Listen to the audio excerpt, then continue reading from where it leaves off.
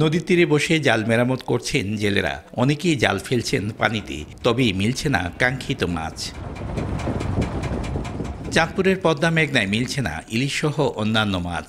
এতে বিপাকে পড়েছেন জেলেরা। তারা জানান, অন্য বছরে এ সময় প্রচুর মাছ জালে ধরা পড়লেও এবছর উল্টো চিত্র।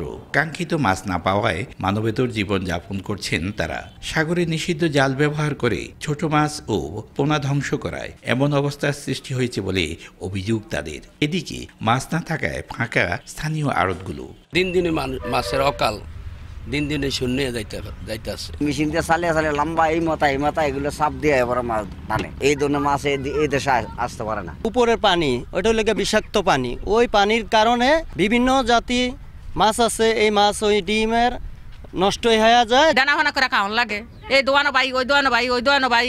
বেশিরভাগ এনের মানুষ সব না খাই খাওয়ান লাগে। হ্যাঁ, পরে যারা ফোলা ফাইন ফরাইতে অনেক কষ্ট হয়, ফোলা ফাইন ফরান যায় না। মৎস্য গবেষকরা বলছেন, প্রাকৃতিক ও মানবসৃষ্ট নানা কারণে নদীতে মাছের খাদ্য সংকট তৈরি হয়েছে। পাশাপাশি সাগর মোহনায় পোনা নিধনের নেতিবাচক প্রভাব পড়েছে নদীতেও। প্লাঙ্কটনিক ফ্যাক্টর, এই ক্লাইমেটিক ফ্যাক্টর, এই মানুষসৃষ্ট ফ্যাক্টর, আলটিমেটলি সবাই কিন্তু এই অ্যাজ এ সিঙ্গেল স্পিসিস ইলিশের উপর প্রেশার দিচ্ছে।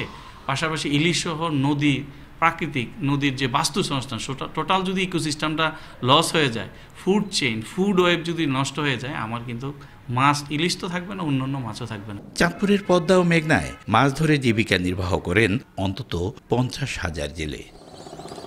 ফারুক আহমদ, সময় সংবাদ, চাঁদপুর।